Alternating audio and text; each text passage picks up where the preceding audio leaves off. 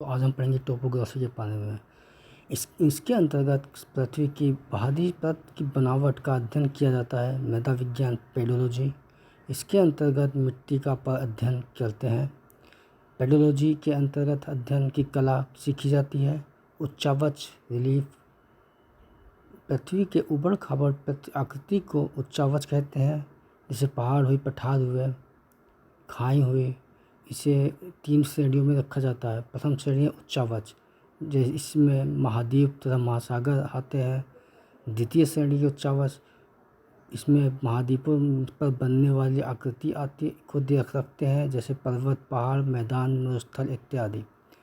तृतीय श्रेणी में के उच्चावच, इसमें काट छाट से बनने वाली स्थलाकृतियों को रखते हैं, जैसे वी आकार की घस घाटी, एस आकार की घाटी, जलप्रपात, लोयस इत्यादि। अपक्षय, चट्टानों का टूटना अपक्षय कहलाता है।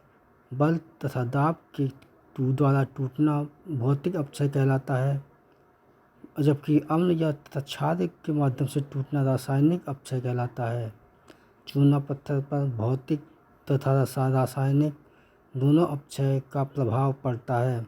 अपरदन, इरोजन, चट्टानों में गिरावट को अपरदन कहते हैं। अपरदन की क्रिया वायु, नदी, भूमिगत जल, सागर, बर्फ इत्यादि द्वारा होती है। निक्षेपण, डिपोजिशन, अपरदन के फलस्वरूप निकाला गया गाद यानी कचरा जिस स्थान पर जमा हो जाता है उसे निक्षेपण कहते हैं। निक्षेपण की क्रिया निचले ढाल पर होती है। नदी द्वारा निर्मित स्थलाकृति, उद्गम, नदियाँ जिस स्थान से निकलती हैं उसे उद्गम कहते हैं। मुहाना, नदियाँ जहाँ सागर में मिल जाती हैं उसे मुहाना कहते हैं। नदियों की 3 अवस्थाएं होती हैं, युवावस्था, पूर्णावस्था, वृद्धावस्था। युवावस्था में इसमें नदियाँ पर्वतीय ढाल पर होती हैं और केवल अपरदन करती हैं। पूर्णावस्था, इससे नदी मैदानी क्षेत्र में पाई जाती हैं और अपरदन के साथ साथ निक्षेपण भी करती हैं। वृद्धावस्था, इसमें नदियाँ अपने मुहाने तक पहुँच जाती हैं और ढाल कम होने के कारण केवल निक्षेपण करती हैं। प्रवणता, किसी स्थल के समुद्र से ऊंचाई को प्रवणता कहते हैं। प्रवणता जितनी अधिक होगी ढाल उतना अधिक होगा। नदियों की शक्ति उनकी प्रवणता से मिलती है। क्षिप्रिका, रैपिड्स, नदियाँ जब पर्वतीय क्षेत्र पर होती हैं तब मुलायम चट्टान को काट देती हैं, किंतु कठोर चट्टान को नहीं काट पाती हैं, जिस कारण ऊबड़ खाबड़ आकृति का निर्माण होता है, जिसे क्षिप्रिका कहते हैं। वी आकार की घाटी, जब नदियाँ जब 2 पर्वतों के बीच से निकलती हैं तो वी आकार की घाटी का निर्माण करती हैं। गाल्ज, वी आकार की घाटी जब गाल्ज हो जाती है तो उसे गाज गहरी हो जाती है तो उसे गाज कहते हैं। सिंधु, सतलज, ब्रह्मपुत्र नदियाँ गाज निर्माण करने वाली प्रमुख नदियाँ हैं। कैन्यन तथा आई आकार की घाटी, यह गाल्ज से भी गहरी होती हैं। इनका ढाल बिल्कुल सीधा होता है। सबसे गहरा कैनियन यूएसए में कोलोरेडो है। कोलोरेडो नदी पर स्थित ग्रांड कैनियन है। जलप्रपात, नदियाँ जब ऊंचाई से नीचे की ओर गिरती हैं तो जलप्रपात का निर्माण करती हैं, यह पर्वतीय या पठारी क्षेत्र में ही पाए जाते हैं। अवनमन कुंड, जलप्रपात के अपमान से नदियाँ जब नीचे गिरती हैं तो एक गड्ढा या कुंड का निर्माण कर देती हैं, जिसे अवनमन कुंड कहते हैं। एस आकार की घाटियाँ, नदी मैदानी क्षेत्र में मुलायम चट्टानों को काट देती हैं तथा कठोर चट्टानों को छोड़ देती हैं, इस कारण एस आकार की घाटी बनती है। इसे मीनांडर या विसर्ग भी कहते हैं। गोखुर झील, एस आकार की घाटी जब सीधी हो जाती है तो वह गोखुर झील का निर्माण करती है। इसे परितत्व झील भी कहते हैं।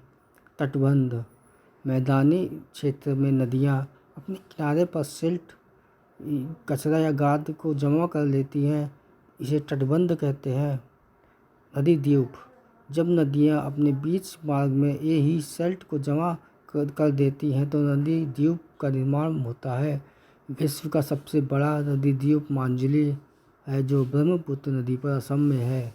तटबंध तथा नदी द्वीप बहुत ही उपजाऊ होते हैं।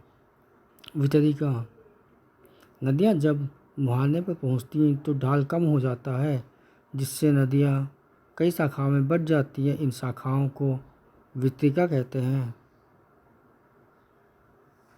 डेल्टा दो वितरिकाओं के बीच जब गाद सिल्ट जमा हो जाता है तो वह त्रिभुज के समान आकृति बना लेता है, जिसे डेल्टा कहते हैं।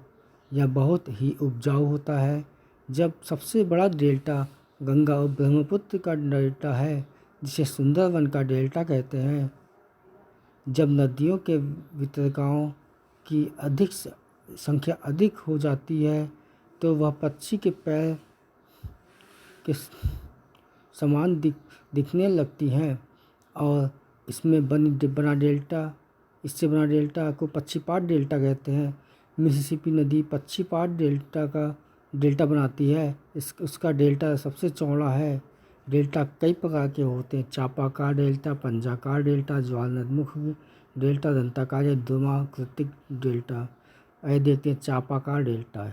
नील नदी गंगा ब्रह्मपुत्र का डेल्टा चापाकार है। पंजाकार डेल्टा मिसिसिपी मिसौरी नदी का डेल्टा। ज्वालामुखी डेल्टा भारत में नर्मदा व ताप्ती नदी डेल्टा। दंताकार या द्विमाकृतिक रक्षाकार डेल्टा भारत में नर्मदा व ताप्ती डेल्टा।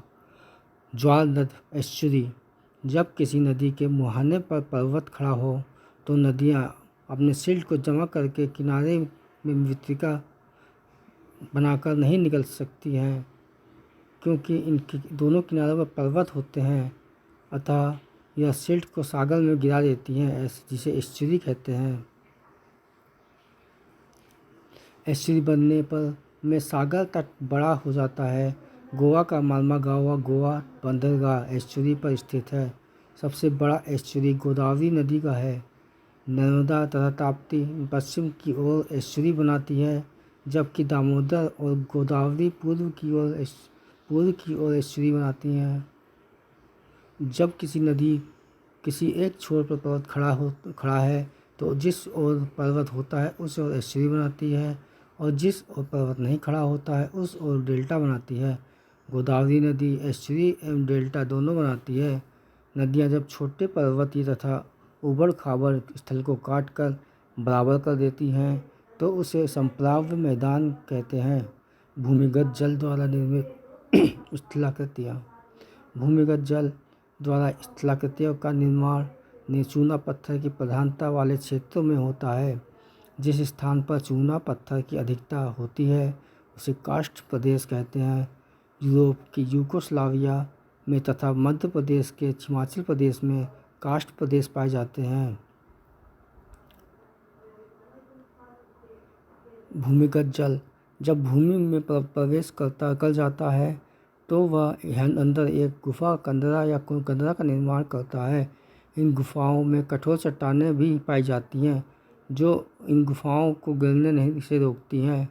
गुफाओं के प्रारंभिक भाग को अंधी घाटी कहते हैं। घोलरंध्र सिंक होल्स यह कार्स्ट प्रदेश के ऊपरी भाग में बनती है। इसके द्वारा सतह पर छोटे छोटे छिद्र हो जाते हैं। डोलाइन या घोलरंध्र से आकार में बड़ा होता है। ज्वाला या डोलाइन से बड़ा और तथा गहरा भी होता है। पोल्जे जब कार्स्ट प्रदेश अत्यधिक अपरदन के कारण कट कर नीचे की ओर गिरने लगता है तो उसके ढाल को पोल्जे कहते हैं। यूरोप के बाल्कन क्षेत्र का लिवानो पोल्जे विश्व का सबसे बड़ा पोल्जे है। टेरारोसा पोल्जे के कारण अत्यधिक अपरदन होता है, जिसमें चूना पत्थर के साथ लाल रंग की डोलोमाइट चट्टानें भी होती हैं। इनके निक्षेपण को टेरारोसा कहते हैं। स्टेलेक्टाइट कंदरा के ऊपर की ओर लटकती स्थलाकृति को स्टेलेक्टाइट कहते हैं। इसका निर्माण कम अपवर्तन के कारण होता है। स्टेलेग्माइट, जब अपवर्तन अधिक है तो नीचे की ओर चूना पत्थर का जमाव हो जाता है, जिसे स्टेलेग्माइट कहते हैं। कंदरा स्तंभ, जब स्टेलेक्टाइट तथा स्टेलेग्माइट आपस में मिल जाते हैं तो उसे कंदरा स्तंभ कहते हैं।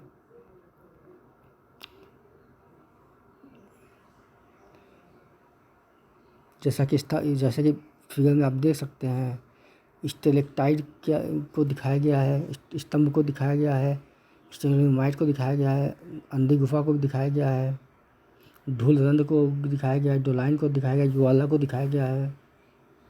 चलिए आगे पढ़ते हैं। सागरी जल द्वारा निर्मित स्थलाकृति।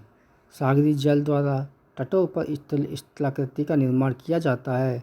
सागरी तरंगों की उत्पत्ति कोरियोलिस बल तथा पवनों के कारण होता है। समुद्री गुफा, जब समुद्र पर पर्वत होते हैं, समुद्री लहरें उस पर्वत को नीचे से काट देती हैं और गुफा का निर्माण कर देती हैं। मेहराब, जब समुद्र में कोई पहाड़ी पाई जाती है तो उसमें भी गुफा का निर्माण होता है, और जब ये गुफा आर पार ले जाती है तो उसे मेहराब कहते हैं। लैगून झील, जब सागरी तट पर सिल्ट के जमाव से झील का निर्माण होता है तो उसे लैगून झील कहते हैं। लैगून झील खारे पानी की होती है। लैगून झील को क्याल या पश्च सागर झील भी कहते हैं।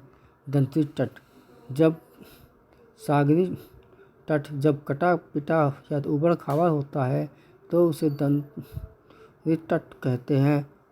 जब बंदरगाह निर्माण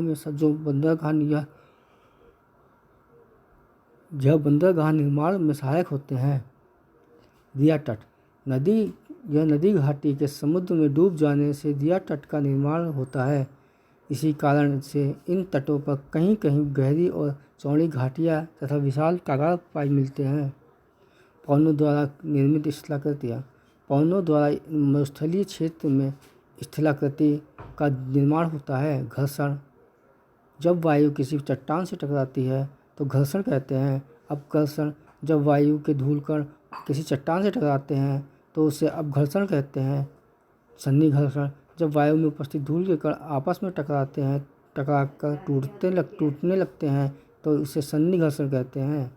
छत्तर शिला, जब किसी बड़े चट्टान के नीचे मुलायम चट्टान पाई जाती है तो वायु मुलायम चट्टान को अपरदित कर देती है, जिससे छाता के समान आकृति कर देती है, जिससे छाता के समान आकृति बनते हैं, जिसे छत्तर शिला कहते हैं।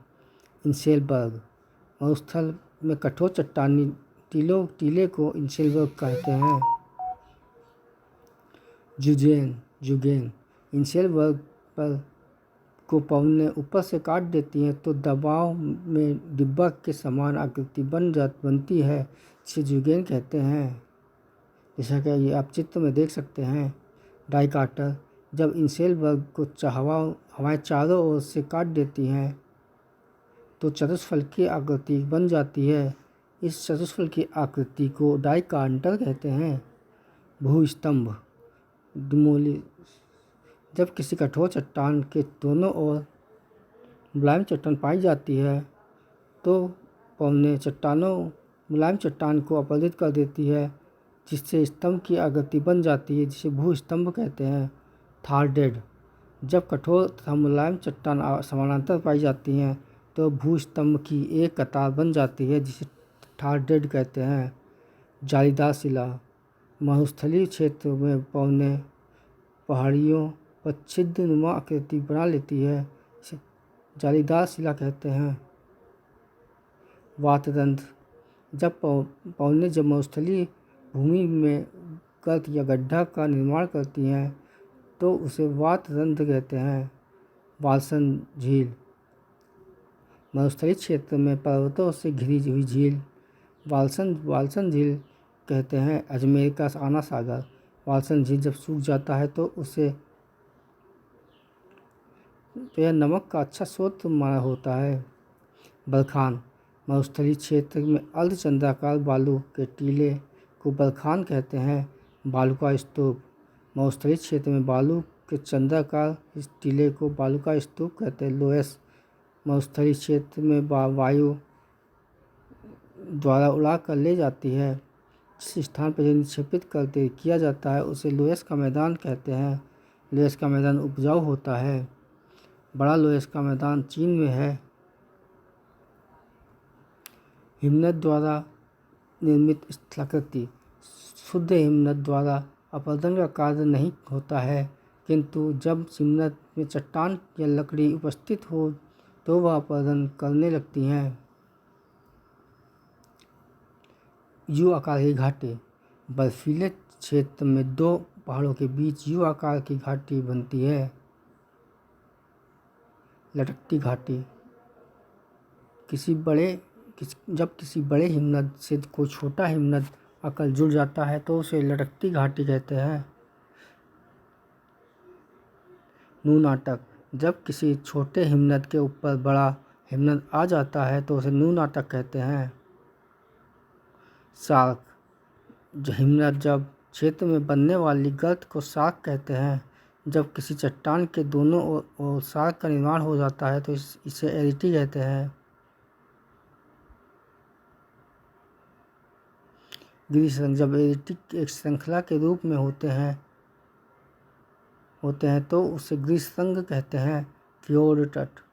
बर्फीले क्षेत्र में समुद्र के किनारे की खड़ी ढाल को फ्योर्ड तट कहते हैं। मोरेन।